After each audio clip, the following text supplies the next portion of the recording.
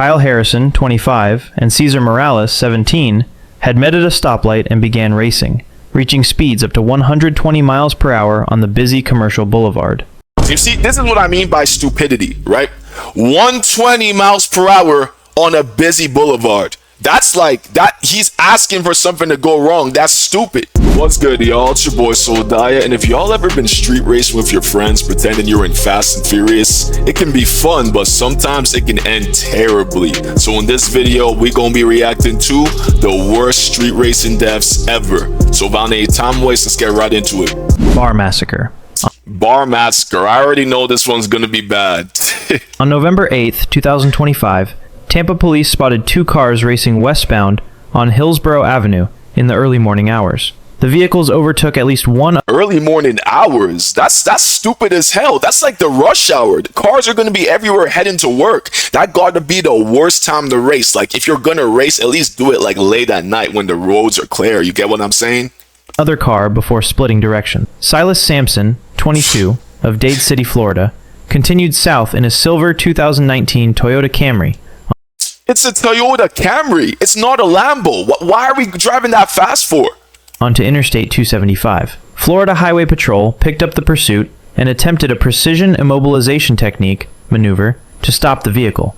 It failed. Troopers backed off as Sampson accelerated into... Isn't that like kind of dangerous? Like if a car is driving, you try to like I don't know, like tilt them over. What if they like hit another car? I feel like it's dangerous when cops do that. Ybor City, Tampa's packed nightlife district. At 12:47 in the morning, he rocketed east on 7th Avenue and lost control, plowing into the outdoor patio of Bradley's on 7th Bar near 15th Street. 3 people were killed instantly. Holy. Christina Maria Richards, 25, was rushed to Tampa General Hospital and pronounced dead shortly after arrival. The 4 victims were Richards, Lisa Sherelle Johnson, 41, Sherman Jones, 53, and Marlon Anthony Collins, 53.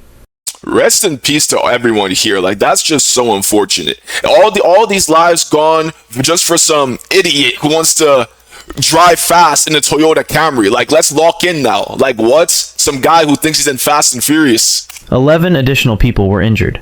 Troopers apprehended Sampson on foot nearby. He displayed slurred speech, smelled of alcohol, and a firearm fell from his waistband.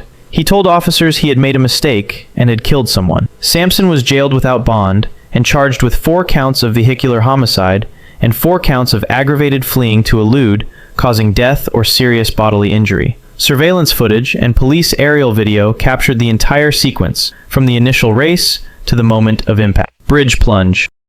This is why you gotta like be careful when you're, because not only was he driving fast and like street racing, right? He was driving under the influence. He did everything that someone could do wrong. He did it all. Like, don't learn from this guy, bro. Learn from his mistakes, because that's crazy.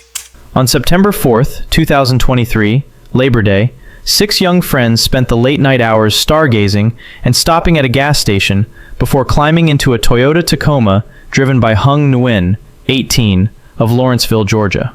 Around street racing a truck, like Toyota Tacoma at that, is kind of wild, if you don't say so myself. Like, that's kind of crazy. 4 in the morning on the State Route 316 on-ramp to Interstate 85 in Gwinnett County, Nguyen and Emmanuel Esfahani, 20, racing in an Infiniti G35, began... Always the Infiniti owners. You know how much times I be driving, right? But I see a Infiniti owner zoom past me. Like, they got their resonator delete, they got their muffler delete, they got all that done. Y'all probably wondering what the hell I'm talking about. Resonator delete, muffler delete. Competing at speeds exceeding 100 miles per hour. Damn. As traffic appeared ahead, both drivers attempted to pass a slower vehicle simultaneously. Esfahani swerved to avoid a box truck stopped in the emergency lane, and his car clipped the Tacoma, sending it spinning. The truck struck the concrete retaining wall at full speed and was launched over it entirely. Police later confirmed there were no skid marks on the wall, meaning the vehicle went over purely by momentum. The Tacoma fell 37 feet onto the on-ramp below and came to rest upside down. 5 of the 6 occupants were killed. Nguyen, sisters Katie Gayton, 17, and Ashley Gayton, 16, Coral Lorenzo, 17, and Abner Santana, 19. Jonathan Reyes, 18, was the sole survivor. That's so crazy. Like, wow. Esfahani, uninjured in the crash, attempted to flee by jumping the flyover barrier, fell 25 feet into a creek, and broke multiple bones. What a fucking idiot. Like, what? Like, you deserve that. What you mean, like, jumped off the bridge? Like, come on now. Like, he deserves that. He needs to break more bones, if anything. In October 2025, he was sentenced to 16 years in prison. Crowd watching. On July 12, 2015, a crowd gathered on Simon Road in Middlesex, Johnston County, North Carolina, to watch an informal street race, a regular occurrence in the area. Two cars lined up on the narrow country road with spectators standing along both shoulders. Jimmy Pierce II, 37, of Zebulon, Holy, this guy was street racing? drove a 1989 Ford Mustang westbound at speeds estimated. Of course it was the Mustang. When I heard crowd watching, I assumed, let's just say a crowd is going to get taken out. I automatically knew it was going to be a Mustang. Either that or a G80 M3. But of course it's a Mustang, bro. It's always a Mustang. Above 100 miles per hour. Damn. Around 10:30 at night, Pierce lost control at the Buckhorn Drive intersection, and the Mustang veered directly into the crowd on the shoulder. Carlton Holy Ray shit. Brooks, 42, Garland Earp, 39, and Undra Montrell Tabron, 40, That's unfortunate, but like, why do they, like, I don't mean doing that, but why do they all look like the same person? Like, what? were killed instantly. The car struck Nah, but rest in peace to them. a tree and came to rest. Emergency crews transported multiple injured spectators to WakeMed Hospital in Raleigh.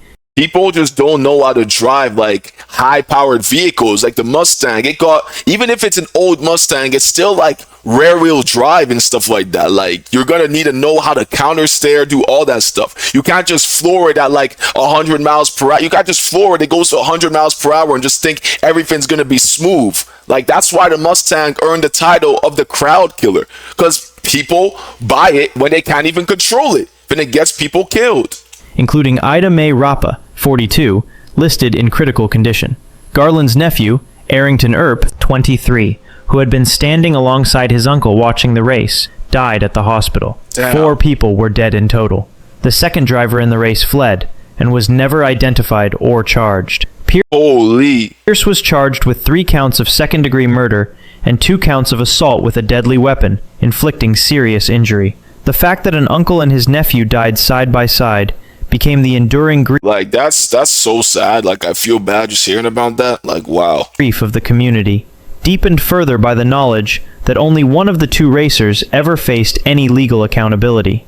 By the way, if you find this informative, There's no way no one knew about like the other racer. That's crazy. I cover stories like these regularly. Consider subscribing if you'd like to see more. Now back to the video. Canoga Speedway. On February 26, 2015, at approximately 2 in the morning, a crowd gathered on Plummer Street near Canoga Avenue in the Chatsworth neighborhood of Los Angeles, a stretch known informally as Canoga Speedway.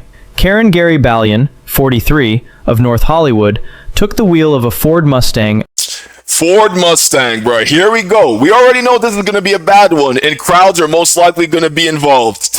owned by Henry Javorgian, 21. Iriel Valenzuela, 39, lined up alongside in a Nissan GTR.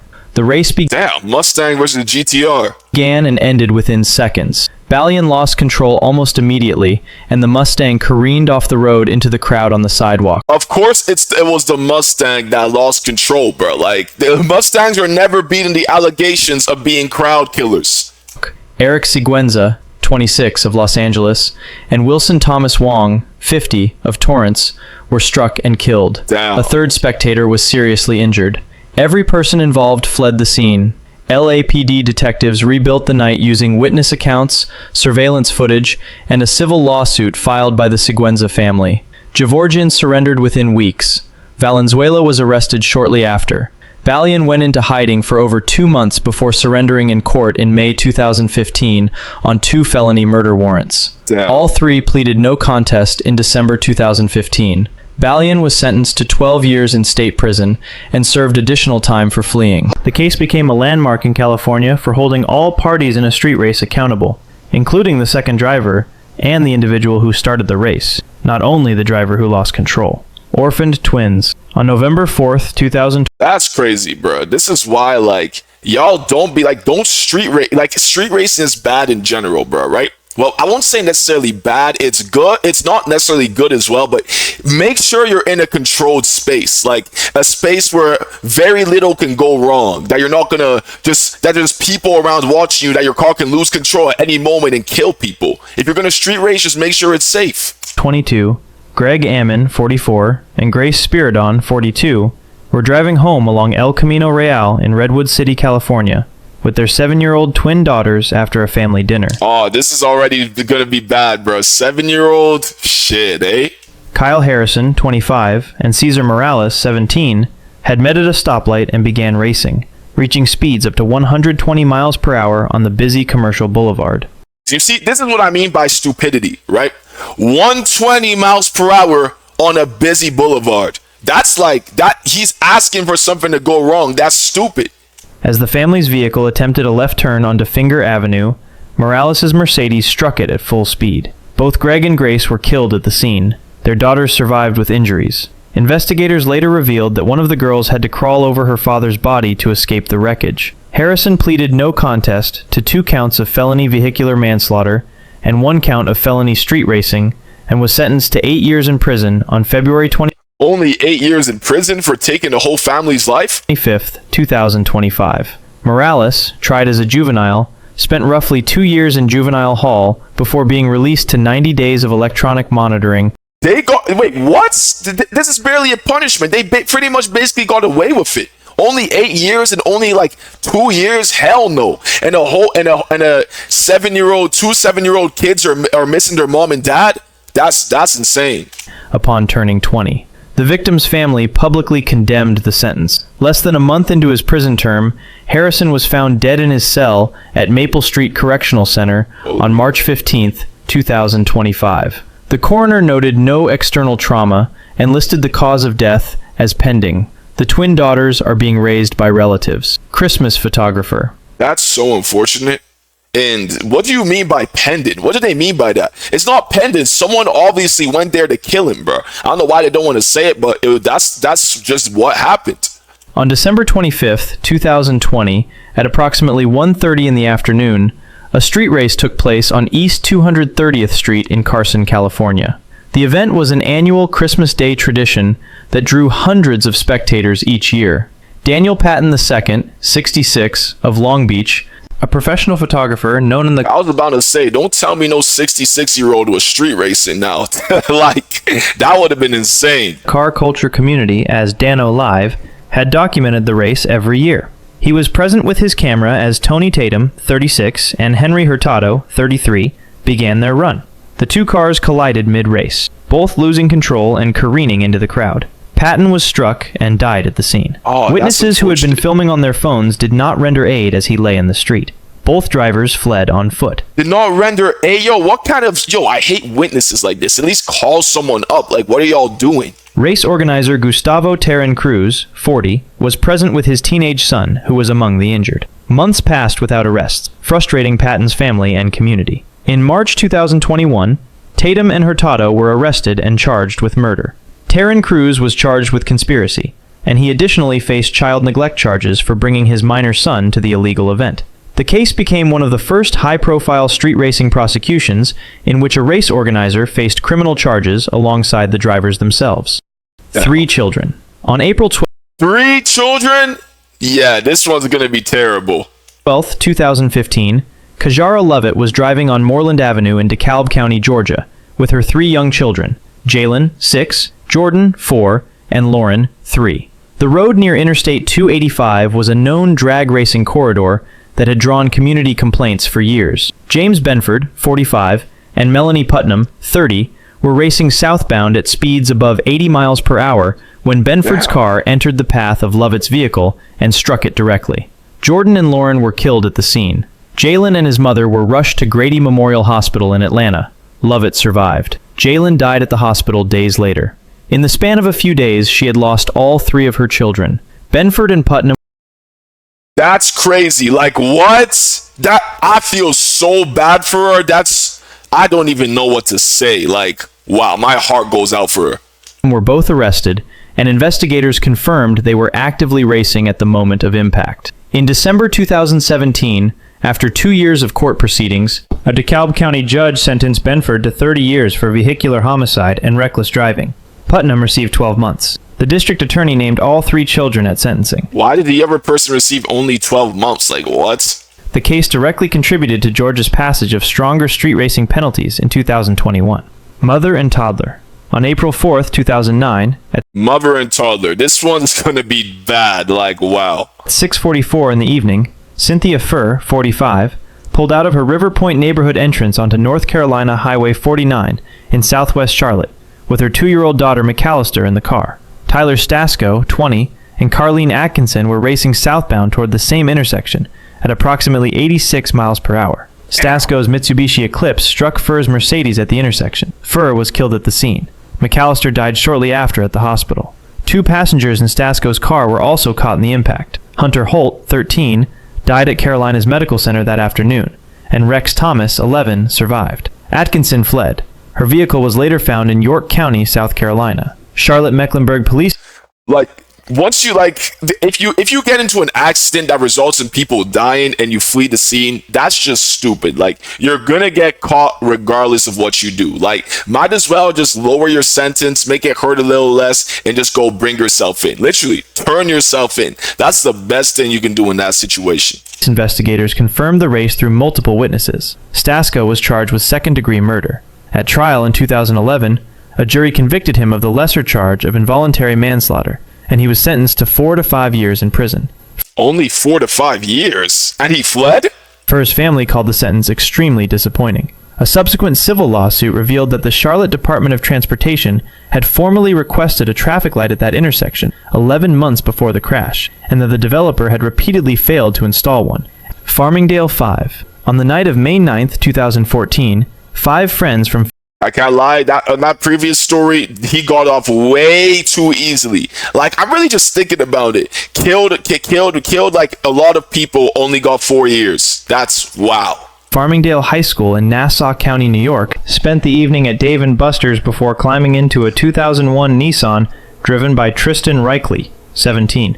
With him were Jesse Romero, 18, Carly Lonborg, 14, Noah Francis, 15, and Cody Talanian, 17. At a red light on Route 110 near Conklin Street, just after midnight, 17-year-old Corey Glow challenged Reichley to a race from the adjacent lane. Prosecutors established that the challenge was issued multiple times before the light changed. Both cars accelerated west on Conklin Street. At 12:04 in the morning, Reichley lost control, and the Nissan crossed into oncoming lanes, where it was struck head-on by a GMC Suburban. 2 occupants were ejected. 4 of the 5 friends were pronounced dead at the scene. Holy, and imagine being like the one survivor knowing all your friends are dead. Like, that gotta be so sad. Cody Talanian was transported to Nassau University Medical Center and died the following evening. Glow was charged with 5 counts of... Damn, never mind, bro. And he ended up, the pain, he couldn't keep it hidden, bro. He basically got taken away as well. Like, shit, that, even thinking about it is just really sad. I don't even know what to say. Second-degree manslaughter, reckless driving, and leaving the scene. In May 2016, he pleaded guilty and was sentenced to 6 months in jail and 5 years of probation. The judge granted him youthful... 6 months in jail only. For like 5 people dead. What are we doing in the justice system? Like, what? Offender status, permanently sealing his adult criminal record. The families of all 5 victims sat in the courtroom as the sentence was read. The entire race lasted only seconds. 5 friends who had spent the night at an arcade were dead because of a challenge accepted at a red light, and the person who issued it walked away without a permanent criminal record. Wow, this is why just don't street race at high speeds. Like, and I know people are not gonna listen to me because, you know, I'm a random YouTuber. But if you're gonna street race, at least like do it when the road is literally empty and there's no surprise like turns where someone can turn in without seeing you coming. If you guys confirm the road is empty and all that, go ahead, have fun. Push your car, but just make sure you're doing it in a safe way, because I know I love cars too. Cars is actually one of my passions. Hopefully one day in the future, hopefully you guys will see it, but I'm saving up for a BMW. Hopefully I'll get that soon, and Don't worry, I won't be street racing like that though, for the most part. And if I do street race, it's gonna be safe. Literally, no cars around, none of that, bro. I'm not doing no reckless stints and nothing like that, and neither should y'all, bro. If y'all street racing, just be so careful, because not only are you guys' lives at risk, random innocent people, their lives are at risk as well. So just always keep cautious to that. But if y'all enjoyed this video, don't forget to leave a like, comment, and subscribe. And I'm gonna catch y'all on my next video. Peace.